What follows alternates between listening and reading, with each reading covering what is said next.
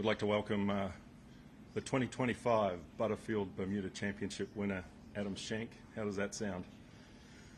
Unbelievable. Was really hoping this day would come some point in my life. Never really know if it is. It's what makes the journey so amazing and interesting, and it's a surreal moment when it finally does.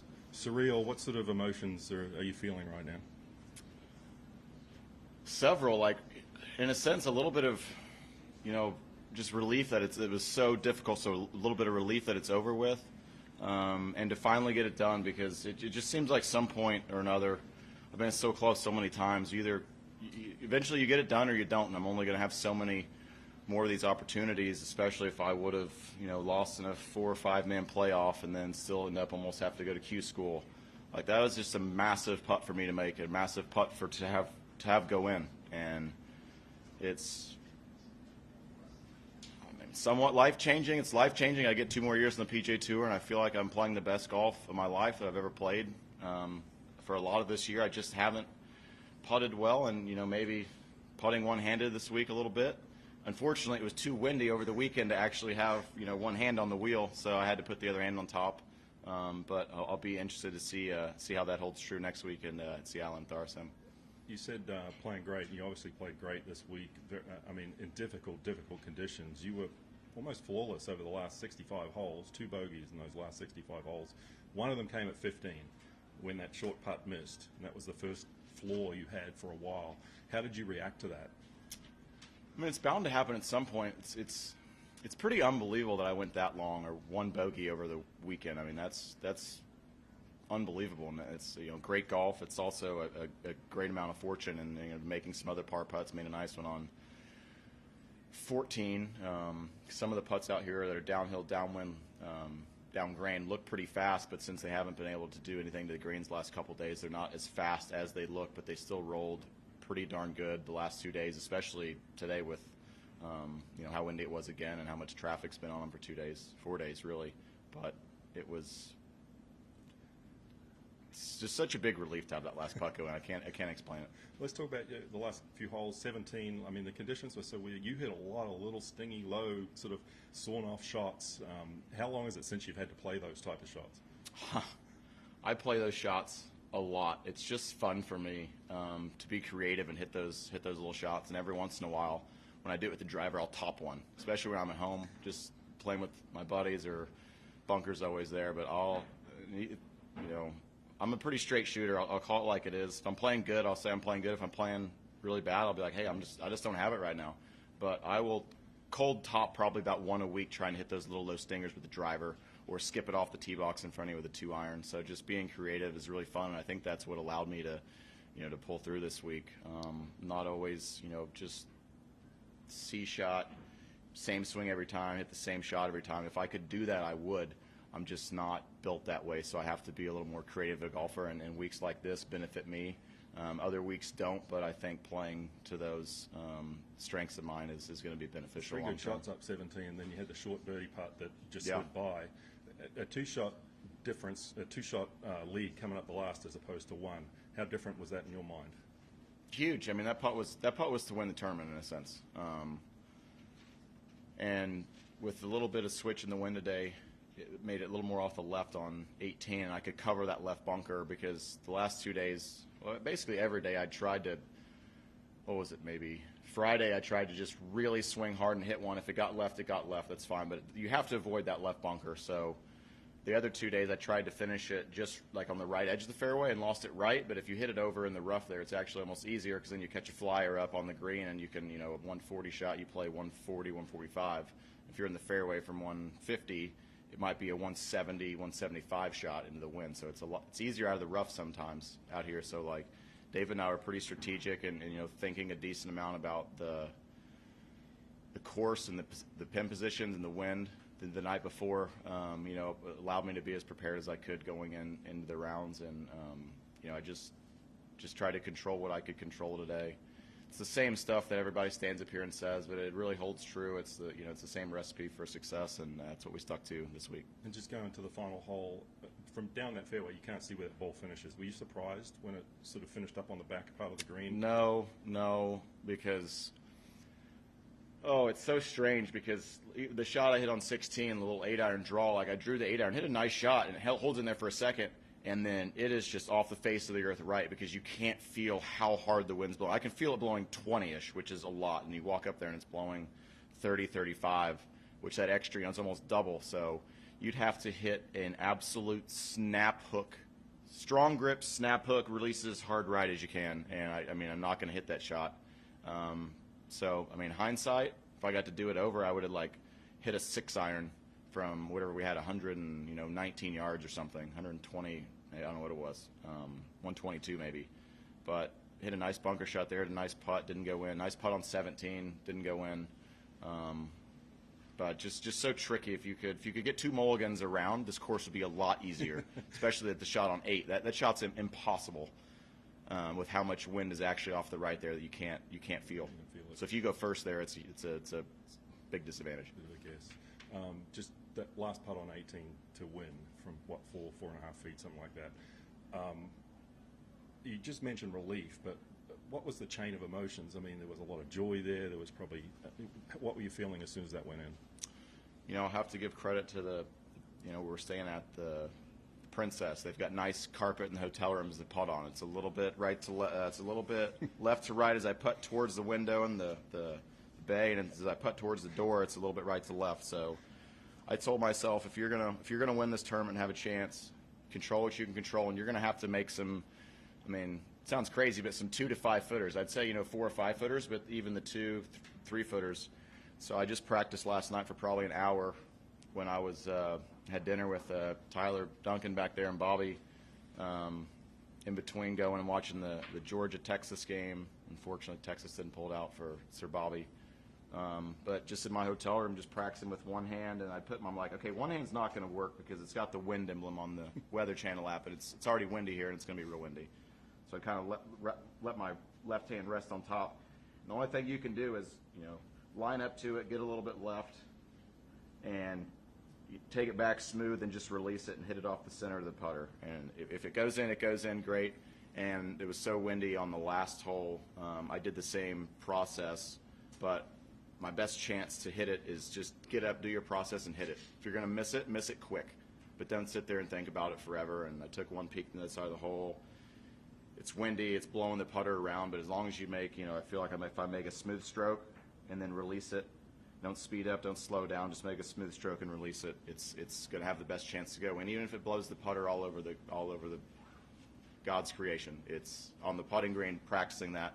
You may hit it way off the toe, way off the heel, but it's still got a decent chance of going in the hole. If you just do that, and if it goes in, great. If it doesn't, then hopefully you win the playoff. I don't think you've spoken to your family yet. They're not here with your boys and your wife. But I did see Tyler Duncan, you just mentioned out there, fellow Purdue Boilermaker. What was it like to have him out there on the green at the end? You've spent a lot of years together, you guys. It was great. I started thinking about it towards the end. I'm like, you know what? I bet him and Bobby come back. Maybe they do, maybe they don't. I know it's a 30-minute bus ride back, so I know that's a big commitment for them. Or 30-minute bus ride here, 30-minute bus ride back. But, yeah, to see them, and then I actually got to talk to my family. Tyler had Courtney on the phone. So he's the man. Bobby's the man. David's the man. David did a great job this week. It hasn't been easy, but I told David, David, I know the results haven't been what we want to be, but I don't suck at golf. Like, I'm still pretty good. I've missed a lot of cuts by one. I've been working so hard. I love golf as much as anybody. Maybe not as much as Bryson but I love golf and I love practicing. I love learning, even if it's to my detriment sometimes. I don't care. Like, I just love to learn about golf, and to have those guys there at the end was. Brett Swedberg, my old caddy, was there. We worked together for 2 years. It was really nice. It was a blessing. Do you think that love for golf was what kept you going? This season you've had 2 6-tournament stretches of missed cuts, and that can be pretty demoralizing for anybody. You just mentioned your love of the game. Do you think that's what kept you going, or what inspired you to stick with that belief? Too stupid to quit, maybe. Two sets of 6 missed cuts. I knew it was bad. I'll go through and look at my results every once in a while, and I'm like, wow, that was an impressively bad stretch of golf, and it's slightly embarrassing. But at the end of the day, like, I don't don't want to say I don't care what anybody thinks, but like I have a belief in what I do and how I do things, and that was probably bigger than anything this week, is just seeing that belief go through and how I do things. And there is a method of madness. It's not always right, but that's fine. Like, I'd rather go down swinging, doing it my way, and learn along the way, and take advice from a small circle. But it's just unbelievable that it finally came true. We talked a little bit about your putting yesterday, but I don't think I asked you how you came up with the idea of putting one-handed. Where did that kind of stem from? Mr. Holbert, that works for CBS, he randomly, and this is a true story. Like, I don't like attention, so that's probably why I'm pretty awkward standing up here. I don't know how this press conference is going. Hopefully, all right. But I saw him at 3M, and he comes, and I'm struggling with putting. I've tried. I could tell you 10 different ways, theories, techniques I've used in my hotel room this week, just trying to kind of figure it out. And I think the answer I come up with is there is no answer. It's just whatever works for you, and it might change day to day. But Mr. Holbert was putting one hand. He's like, I putted one-handed on tour for 2 years and exclusively had one hand on the wheel. That's where I get that comment from. He's like, one year on tour, I didn't put my other hand on the club when he was putting, and he was making this nice smooth little stroke and holding it off. And I think he hit 6 putts and made 5 of them the other horseshoe. I'm like, it's kind of nice. And I hit a couple, and I'm like, okay, that's kind of weird. But, like, can you do that in front of people? That's a big question. Like, I don't know, can you do it on tour? Like, that's another big question. And I saw something on Instagram like a day or two later, and was like, the left hand messes up a lot of things in the short game, especially in the putting stroke and the, as you're chipping or pitching, as the way the club releases, and then your left hand's kind of releasing way out here. So a lot of times your left hand, it's, I guess, too active, or I lean on everything and kind of lean the shaft and handle dragger left. Wish I wasn't. But I'm like, okay, well, how do you get rid of that? And it's like, okay, well, if you take your left hand off the wheel, then kind of returns a little bit to your belly button, and it just releases. It's like release to a hold. So I release it more, but I don't pull putt. So, like, talk to a lot of golfers. Like, I understand golf at a very high level and I understand things, but, like, fixing yourself and implementing yourself is very different. So you can't see yourself when you're golfing, so you can see somebody else. So it's a lot easier to help somebody else or to give somebody else advice if they ask for it. But fixing yourself, it's really difficult because you can't see what you're doing when you're out there by yourself, or when you're practicing by yourself. You get off on a little different tendency than you're trying to. It's just, unless you're videoing every single swing, you have somebody with you, or putting stroke, where you aimed. It's impossible to know if you hit a good putt, or if it was I aimed a ball out and I pulled it to right edge and it went in the middle, or if I was aimed a ball out trying to aim right edge and then I didn't pull it and I think I pushed it. So it's just really difficult to get better at golf, is what I would say. It's really challenging. I think it's something that drives a lot of us to keep grinding, and I think most golfers love the grind. I don't know why we like beating ourselves up over and over and over, but when it happens, when you win, I remember pulling, I feel like, my back out when Tyler made the putt at the RSM to beat Webb Simpson in the playoff. Like, I was so excited for him, and he was so excited for me. Like, to have a friend out here that's that excited for me, and he knows how excited I was for him, just means a lot. Couple more for me. You moved from 134 to 67 in the FedEx Cup fall. That's a big jump. And now you've got the opportunity maybe to sneak into that top 60 with a good week next week. I assume you're playing. You are playing? I'm playing. Did you sign up for Q School at all this year? No, but I've been thinking about it a lot. That may have been the biggest motivation this week. It's just another week away from my family and 2 little boys and my wife and farm, my golf farm where I practice, and just being away from. We got a 9-month-old now and just over 2.5-year-old AJ and Connor, and my dog Bunker. Like, we were best friends. We have such a great thing going back at Vincennes. Both our families are there, and that's another week that I was going to be away from them. So I just really didn't want to do that. And honestly, I probably would have bought out today for a solo second or a tied for second to whatever made me not have to go to Q School. Honestly, I wouldn't have done it at the start of the day, but I wouldn't have been disappointed if that's the way it ended up. Because I think winning's great. It's awesome, but not having to go to Q School is so big, and having 2 years. And hopefully this can catapult me, because like I've said, I've told a lot of people I'm still decent at golf. I still love it. I still care about it. it's just such a difference when you can get some putts to go and have a few things go your way. The tides just turn. The tides just keep going your way in a sense. And I had a lot of things go my way this week, and I feel like good putting is such a result of that. But when you're not putting well, the game just – the PGA Tour is so hard when you don't putt well. It's impossible. You told me yesterday that that sweater that you have on was the only one you brought with you, expecting it to be warm and sunny here. Do you think you'll keep that somewhere special now and maybe put it in a shadow box and frame I'll it? probably go in my closet, which I have been needing to clean out for 6 months. If you could have saw me on FaceTime as my wife is packing some sweaters for me, which the weather's going to be nice in Seattle next week, actually. But she's digging through my closet going, Adam. I'm like, I know. I've been needing to do this for 6 months, so